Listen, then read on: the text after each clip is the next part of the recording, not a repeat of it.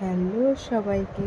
তো আজকে আমি এই তিনটি পড়ে থাকা জিনিস দিয়ে সুন্দর প্লান্টার পট বানিয়ে দেখাবো। তো প্রথমে এখানে একটি মিষ্টির ভাঁড় নিয়েছি। তো এর ওপর আমি ক্লে দিয়ে কিছু ডিজাইন করব। তো প্রথমেই এভাবে মোটা করে কেটে তিনটা লেয়ার দিয়ে বসিয়ে দিয়েছি। তারপর একটু জল ছড়িয়ে একটু প্লেন করে নিচ্ছি।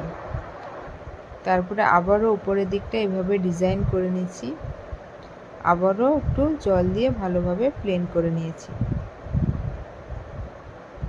তারপরে পুরোপুরি শুকনো হয়ে যাওয়ার পরে এখানে আমি রংটা করে নেব। পুরোটা হলুদ কালার করে নিচ্ছি।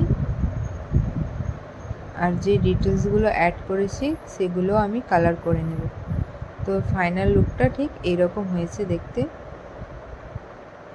এভাবে ফুল সাজিয়ে ফুলদানি হিসাবেও ব্যবহার করা যেতে পারে, আবার গাছও লাগানো যেতে পারে। তো আমি সেকেন্ডে যে কাজটা করব সেটাও একটি মিষ্টি দইয়ের ভাঁড় নিয়েছি। তো তার উপরে এই অরেঞ্জ টাইপের একটা কালার করে নেব। তারপরে এখানে কিছু ডিজাইন করে নেব, চোখ আঁকবো আমি। তারপরে এখানে একটু নাক করছি।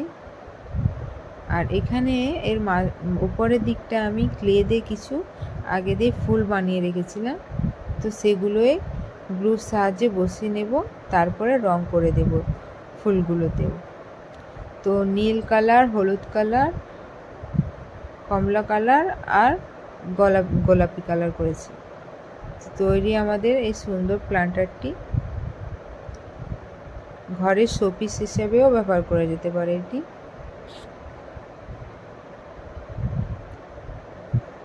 তো থার্ড যে কাজটি করছি সেটি প্লাস্টিক বোতলের নিচের অংশটা এভাবে কেটে নিয়ে তার উপরে করব। তো প্লাস্টিক বোতলের নিচের অংশটা এভাবে কেটে নিয়ে তার উপর ক্লে দিয়ে পুরোটা কভার করে নিয়েছি।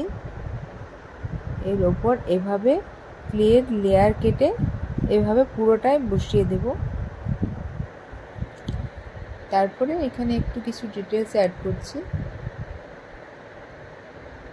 তো শুকিয়ে গেছে। তো প্রথমে হলুদ কালার দিচ্ছি, তারপরে হালকা অরেঞ্জের সাথে একটু হোয়াইট কালার মিশিয়ে একটা কালার বানিয়ে সেটা করেছি। তো ডিটেলস যেটাই অ্যাড করেছি সেটাও আমি একটু ডিজাইন করে নিচ্ছি।